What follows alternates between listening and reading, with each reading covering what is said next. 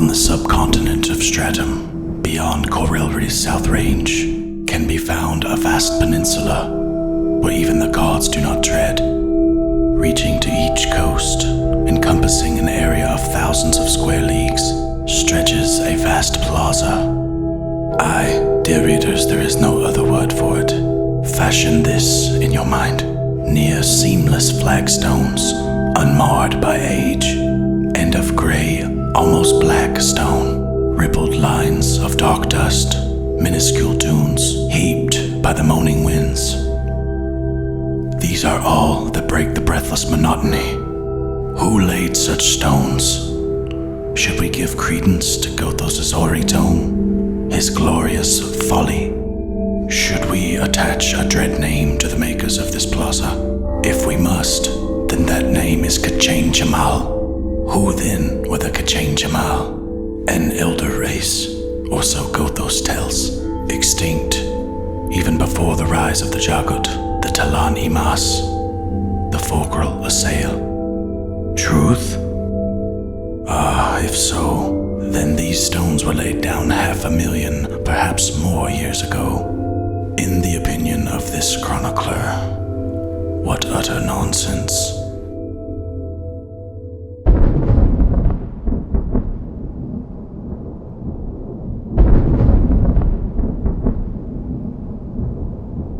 What up, and welcome back to another Malazan Book of the Fallen video. This is Memories of Ice, Chapter 9. Let's get it.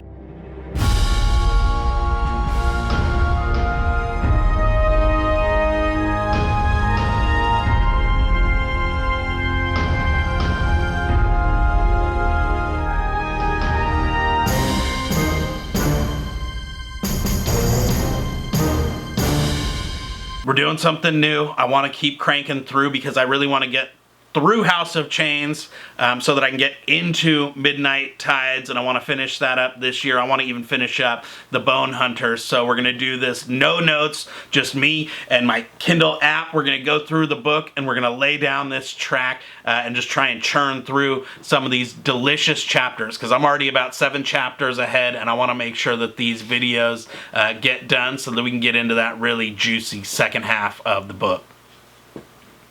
As usual, we're going to do just the chapter stuff, and then about halfway through, I'll let you know when to get out if you're a rookie, so that the veterans and I can carry on with the delicious spoiler goodness that we have in this chapter.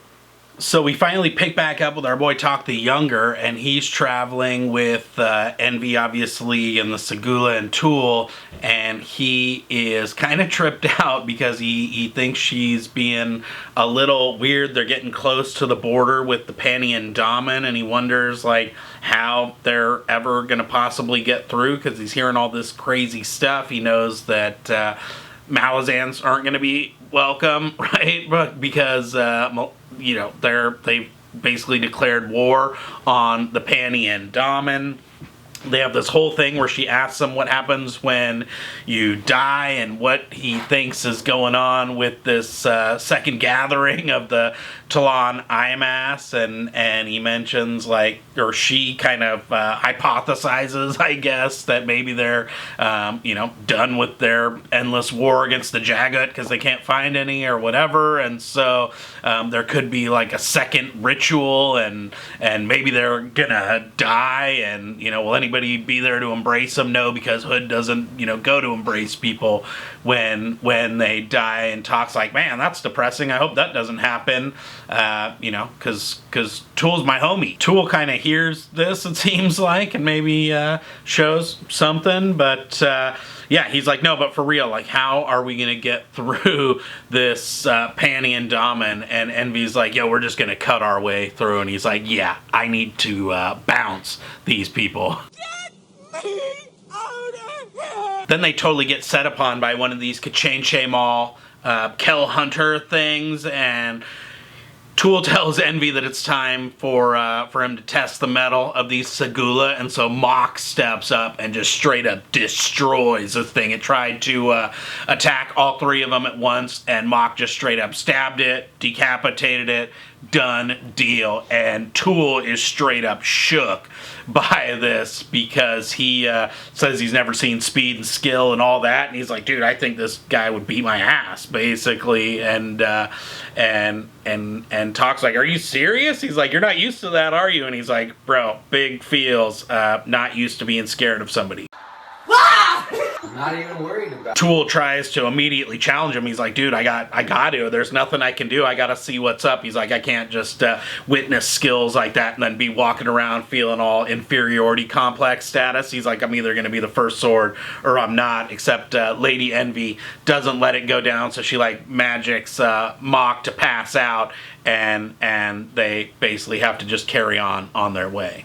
They continue on their path after that, and Talk is just increasingly tripped out about going through and what the plan is and how they're going to survive it, basically. They go to this town, which is Kalos, I think. They go into this priest, like, temple thing, and they're seeing all these dead bodies of the local villagers who helped build the temple and then were rewarded, basically, by being killed off.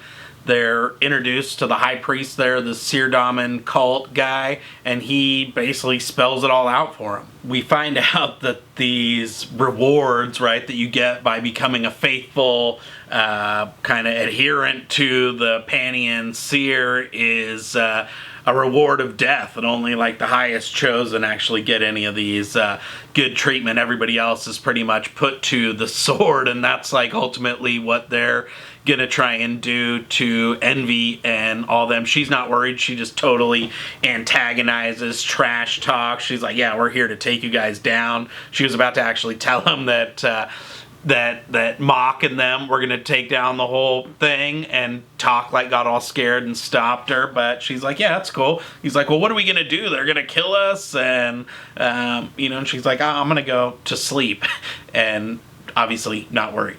I don't have phobias.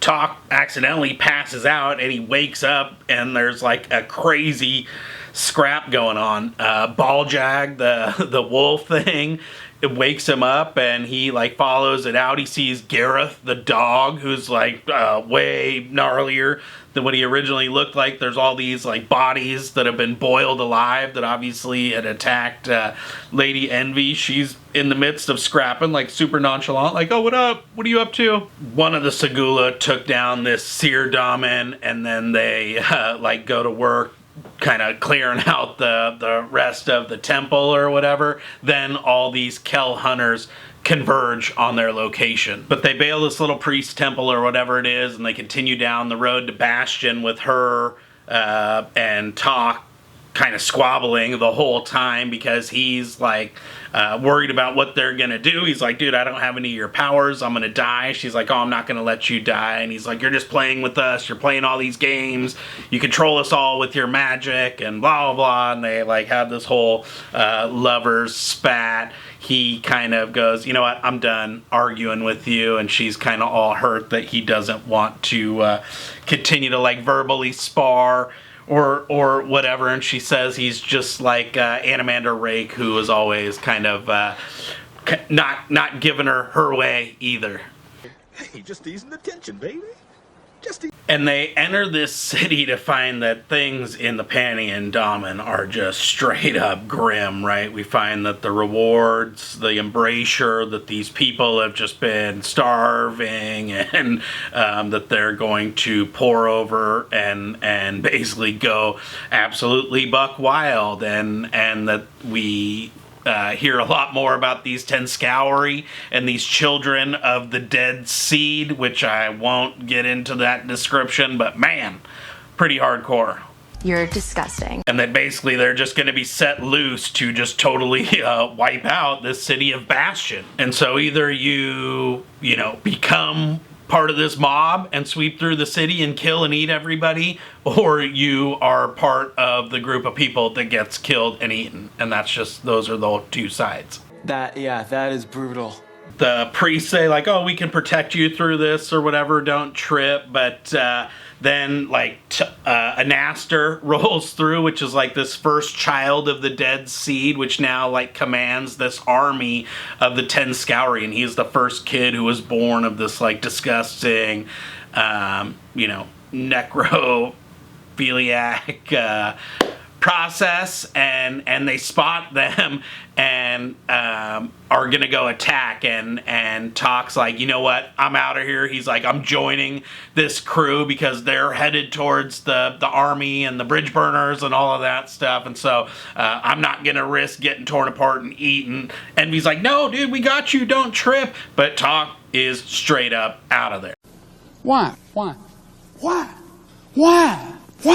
So yeah, that's like basically it. It was basically Talk's journey from the beginning to the point in time where he parts ways with Lady Envy and all those folks. So that's where we'll leave the regular chapter stuff. Like, subscribe. Thanks for watching. I only have a little bit of spoiler stuff, but we're going to do that now before we get on to the next chapter.